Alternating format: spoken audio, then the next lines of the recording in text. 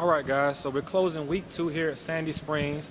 The league seems to be looking very good. God's squad is still leading the way, 2-0. So what do you guys think? Who are the powerhouses in this league? Oh, man.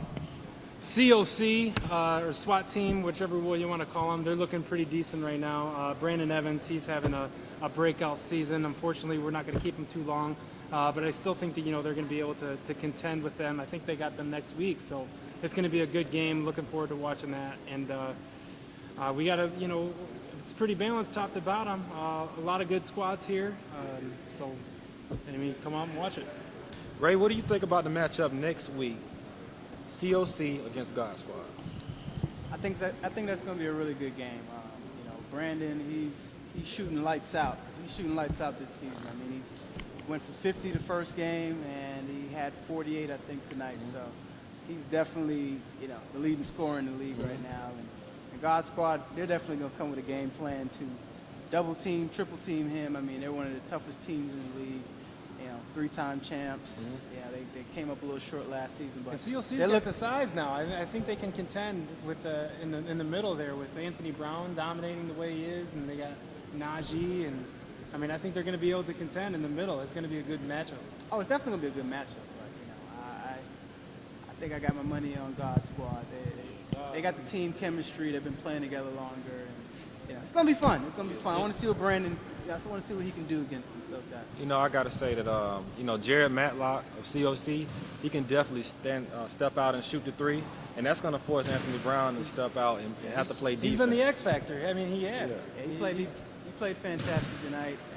They left him open, didn't know who he was, if he could shoot, and he definitely made him pay. So. Tonight alone, he was 5 for 7 from three-point land. The dude had 24 points. Right. He definitely showed out. So I can't forget about your team, Ray, the Assassins. You guys seem to be getting it together. So how do you feel going into week 3? We feel good. We're still, we just got the Seelig brothers back this season. They pretty much took a season off, nursing injuries, and they're getting stronger, and the chemistry's getting back. We're still missing a few guys, but I think we're going to be one of those teams that show full stride and full strength towards the end. So, don't count us out. I know, we have the talent to win. We just got to show up and play. So these rosters look pretty loaded. Do you think the Sandy Springs club have the best overall talent of all the clubs? I actually, I have to go with Sugarloaf. Sugarloaf's got, 6 really strong teams. Any one of those teams in the top 6 there can really could take it all the way. Rainmakers, for instance, just beat the undefeated Spartans, and it looked like the Spartans were going to take away with the lead. But those guys over in Sugarloaf, they can play, and there's a lot of talent over there, and it's a powerhouse. 10 teams, top to bottom. It's pretty strong. So, and then the Woodstock League. Woodstock League is very consistent. Ray, you can speak on this. The last couple of seasons have been very strong, and it's getting stronger. Sandy Springs is definitely getting back to where it was in terms of competition, level of play, and elite players. Attracting those type of players to come in and give God Squad some competition. Because right now, it's who can take down God Squad in the regular season and playoffs. Yeah, I think though, what I would say about Sandy Springs is probably the most balanced season, the best, combination. I feel like every team has a go-to franchise kind of guy, and that's a good sign for the league. Had a few seasons where, we had a few just kind of free agent pickup type teams. But this is the first season in a while we've had complete teams all across the board. So I think it's probably the best balanced, teams I've seen for this league in about 2 or 3 seasons. I would have to agree with Ray. I think that this is a very balanced league. It's no longer one team just dominating every week. So right now we can't say there's a dominant team because I've seen a bunch of teams that seem to be really got a lot of things clicking. So it should be interesting. So Ron, let's talk about Mountain Brook. What do you think about that league and the news that's going on over there? Well, same old stuff, man. Taylor Patterson lighting it up. 52 points last night. For the Hammers, they're undefeated, haven't lost in 2 seasons. I mean, every game for them. I mean, it seems to be clicking for Taylor, and it's just one of those things where these guys have played together so long, they know each other, they get it. It's going to be tough to stop them going forward, but they got a tough schedule coming up. No more losses.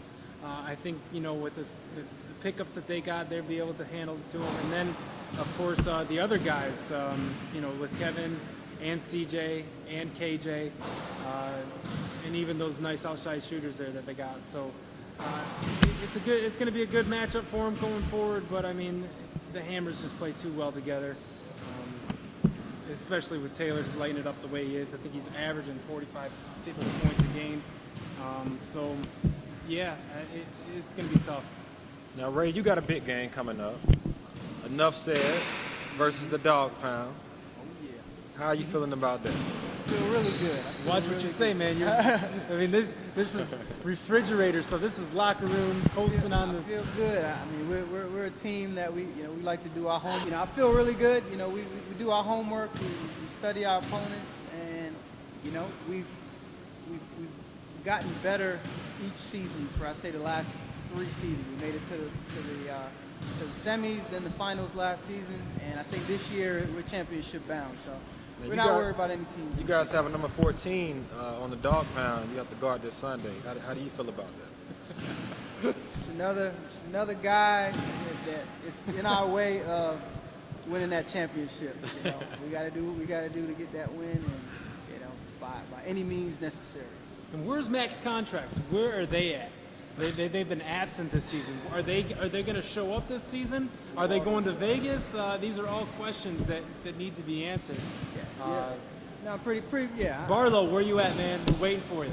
Calling those guys out, man. I think they're ducking us this season. We came really close, and I give them a lot of credit. They won the championship 3 seasons in a row, but we were chipping away at them pretty close. So.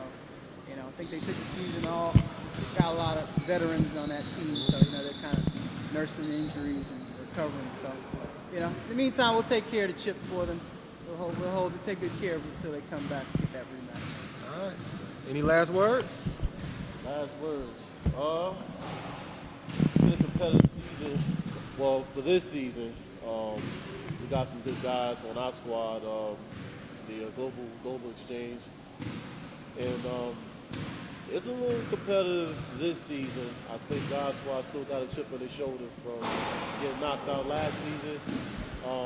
As Ray said, be on the lookout for God's squad. They coming, and I'm having fun. That's what it's all about, fun. Well, this wraps up week 2. Myself, Brandon Hazzard with Ultimate Hoops, Ryan, Ray, James. And here we are, going into week 3. Let's have some more fun.